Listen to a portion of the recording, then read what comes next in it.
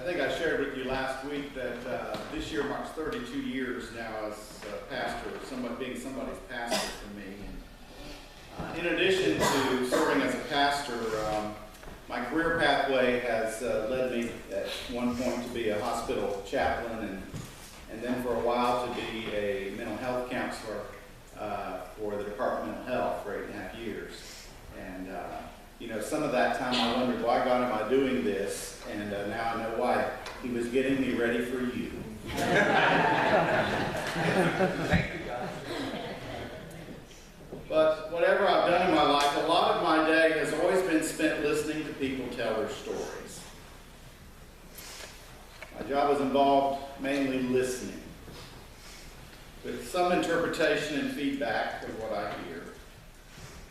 And what stories some folks do tell. Some days in my career pathway, I have come home feeling as if I hosted the Jerry Springer show for the last 8 years. And quite honestly, some stories can be downright disgusting. And I'm still amazed at times by the incredible chaos in which folks are able to live and survive. Some stories are heartbreaking, tender. Some are simply unbelievable. Some may be contrived. I have come to realize after 30-some years of being a professional listener to people's stories that the most important factor in understanding the message and the meaning of any story is the storyteller. Who is telling this story? Whose story is this? Who is the author, and is he or she trustworthy and credible? What's the storyteller's motive in telling this story, and is there a message behind the message? Why is she choosing to tell the story now? Stories about the very same event can change, can't they, depending on who's telling the story. I remember one day while working as a counselor listening to a gentleman tell the story of his life and all of its misery, which he said went back to his wife leaving him 10 years previous. And in his telling of the story of his ruined life, his bad nerves, his daily alcohol abuse, his ex-wife had caused it all. But I wondered as he spoke that day if his ex-wife were the one sitting in the chair across from me, if the story might be a little bit different.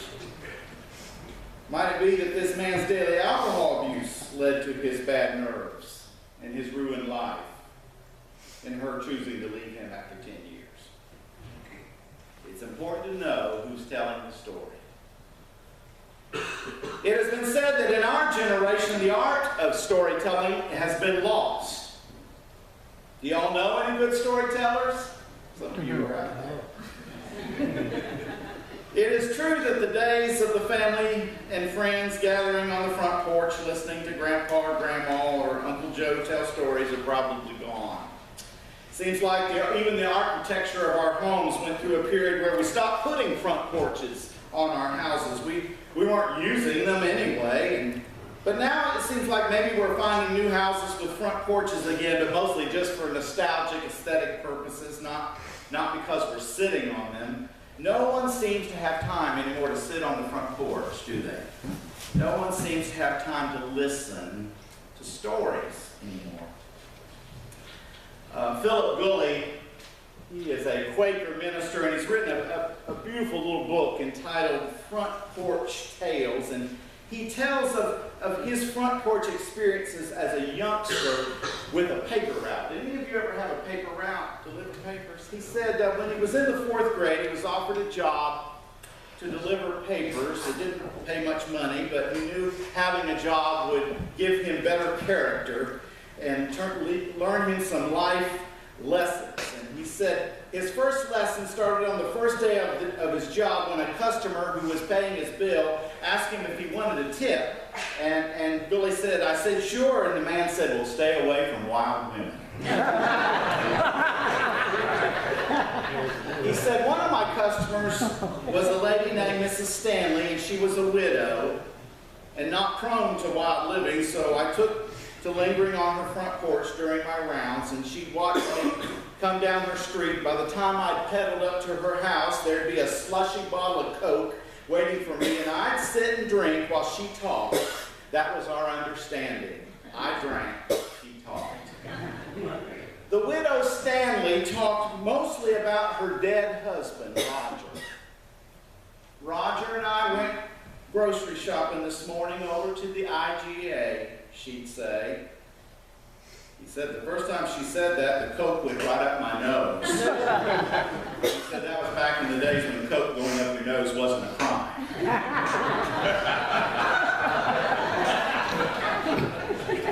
So he said he went home and he told his father about Mrs. Stanley and how she talked as if Mr. Stanley were still alive. And he said his father said to him, well, she's probably lonely. Maybe you ought to just sit there and listen and nod your head and smile, and she'll work it out of her system. So he said, that's what I did. I figured this was where the character building came into play. Turned out Dad was right. After a few summers, Mrs. Stanley seemed content to leave her husband over at the South Cemetery. He said nowadays we'd send Mrs. Stanley to a psychiatrist, wouldn't we? But all she had back then was a front porch rocker and her paper boy's ear, which turned out to be enough. Listening to our stories. It has been argued that the internet, the World Wide Web, has become the front porch of the 21st century. And I suppose no matter what the medium is, whether it be our computer or our phones or whatever, that communication is valuable. But it's hard for me to believe that one can really get the same life-enriching, community-building, relationship-strengthening kind of experience sitting before a computer screen or doing this on the phone as sitting in a rocking chair or a porch swing, talking and telling stories. I wonder if our world is not paying a price for failing to give attention to our stories. For when we don't tell our stories with authenticity and honesty, then we lose contact with one another, and community breaks down, and families unravel.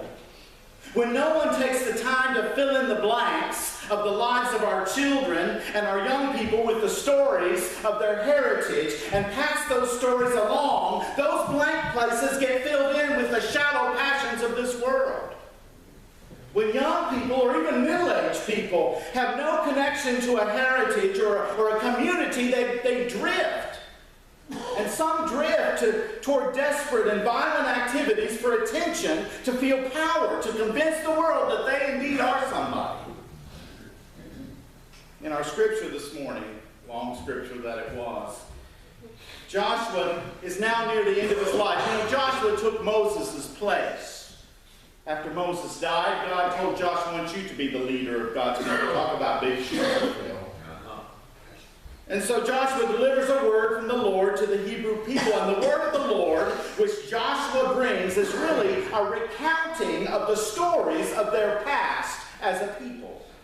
One gets the idea that maybe they were neglecting their history. They had lost touch with their past. They had forgotten where they came from. But more importantly, they had forgotten who brought them to where they were at. And as a result, they wandered toward the worship of false and foreign gods. The story of who they are as a people was being told by someone other than the one who had made them. And we, like the Hebrew people, were equally at risk for forgetting where we have come from and who has brought us here. We're in danger of disconnecting from our history by failing to tell and listen to the truthful stories of our past. This week, as we've already mentioned, this weekend, we have observed Veterans Day. The danger I believe we face is that as the men and women, so many of them who have actually fought the wars and who have made the great sacrifices for our freedom, so many of them now are aging out, going on to glory. There's a danger we'll forget the price that was paid. We'll forget not only their valor and their commitment, but we will lose touch with the horror that war is. And we'll relax our vigilant efforts to ever prevent it from happening. Let us acknowledge this morning that we sit here, each one of us sits here in our seat today, and I stand here in this pulpit today worshiping the God we choose in freedom because over the centuries, countless millions have given their lives to defend that freedom. Let us not forget. Let us also not forget that all the battles that were fought to bring us where we are today were not necessarily fought on foreign soil or even under government declaration. There's a memorial over in Atlanta to Dr. Martin Luther King, if you ever have a chance to visit it. It's not just a memorial to one man, it's a tribute to a whole movement. And it powerfully tells the story of a movement valiantly carried forth under the principles of nonviolence to bring civil liberties to all people in this country. And the veterans of that war, a war against the evils of segregation, some who paid the ultimate price with their life, made it possible for us to sit here today all together, worshiping as one people. Is that not something to say amen?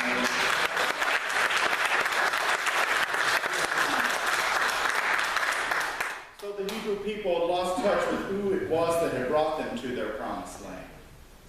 Their energies and their attention and their commitment had drifted from the God who had led them through the wilderness, the God who had given them manna to eat when they were hungry, the God who had parted the waters of the Red Sea to allow them to cross over into safety. The stories of their lives had taken on a shallow character in the false gods their fathers had served, and now they were serving. And so the question is, who tells the stories of our lives today? 1,000 years from now, when archaeologists are digging up the relics of our world, what will they find? And what story will be told about us? Well, they sure used a lot of plastic. Sort of a wasteful people. As those who come after us go through our digital footprint, that which we will have left behind, will our story be told by all the stuff we thought we absolutely had to have to live in a meaningful way? Will they think that we've convinced ourselves that who we are is really determined by what we wear, or what we drive, or where we live, or the games we played or watched? What a self-indulgent people they were, they might think. Who will tell our story? Don't you wonder who will be telling our story in the generations to come? Does that concern you at all? On Tuesday of this past week, several of us traveled up the road to Liberty for a funeral service to honor Donnie Thompson. Some of you may not know that Donnie was a part of our church family here at South Main. He had been a part really from the very beginning, and he died in a tragic accident a week ago Friday. The first time I met Donnie, which was up the street in the parking lot at the Baptist church, I assumed that Donnie was homeless. We all make judgments based on first appearances, don't we? But I learned over time that Donnie had a house. He had a devoted aunt who made sure Donnie always had a house to live in where the utilities were on. Now, Donnie was a little difficult to understand when he spoke, so I just picked up bits and pieces of his story over the months that passed by. But on Tuesday, as I had opportunity to meet and talk with members of Donnie's family, and as I watched a video that played during the service showing pictures of Donnie as a toddler with deep dimples, then as a toothless first grader, then Donnie in a junior high football jersey, and then Donnie dressed in a suit, likely going to a school dance, and then Donnie in what appeared to be a senior class picture, and then Donnie as a young father and husband, I got a fuller understanding of Donnie's story. I learned from his his family that Donnie had been in a serious car accident at age 16, which left Donnie with some special needs. He ended up living most of his adult life with his parents before they died. He was never able to be employed in a way to be self-sustaining. Those special needs no doubt affected his decision-making and his choices, which were, quite honestly, not always in his own best interest. But those pictures, it dawned on me, that is how God sees Donnie. That little boy, that young man, full of so much life. I'm grateful I got to see those pictures of a young Donnie, for it reminded me, first of all, how important it is for us to listen and to learn each other's stories. Take the time. And secondly, it reminded me that each of us has a deeper story than either our perceived successes or our perceived failures in this world can ever tell. No one can tell our whole story except one. Amen. You see, money cannot tell our whole story. Whether we have lots of money or whether we have very little or no money, it can't tell our whole story. A $500,000 home in the best neighborhood cannot tell our whole story. Neither can a tent out in the woods tell our whole story. Crack or meth or alcohol or whatever false gods that catch our fancy, no matter how powerful they may be, cannot tell our whole truthful story. Oh, they can steal our story from us, but they cannot tell it. God is the only one who can tell our whole truthful story. Every other version of our story besides the one God tells is less than the whole truth. And so it seems we do best when we allow our lives to be shaped around God's telling of our story.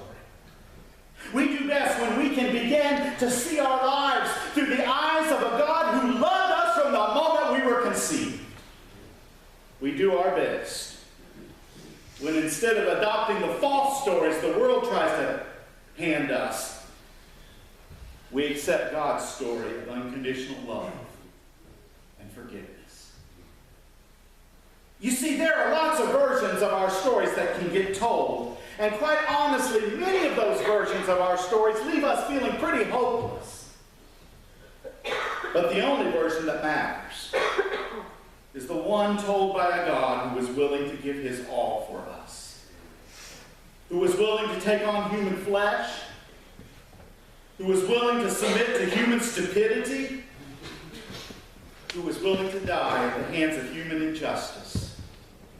For you and for me. You see, we meant that much to him. See, most of us cannot seem to understand that. We have a hard time grasping how someone would do that for another, yet alone for the likes of you or me. But you know what? God has your picture in his wallet. And every chance God gets, this is how I think. Every chance God gets, God pulls out your picture and my picture, and he tells the story of you, his precious child. Amen. How many of you are grandparents? I've been a grandparent now for 14 years. Love to show pictures of my beautiful granddaughter and tell you how smart she is, and beautiful and talented. That's the way God is about you. He's proud to call you his own. Now, do you sometimes frustrate the fire out of him? You can only answer that for you, and I can only answer that for me. Yes, God has your picture in his wallet and my picture. And he pulls it out over and over and over again. And he goes on and on and on about us. He likes to tell us.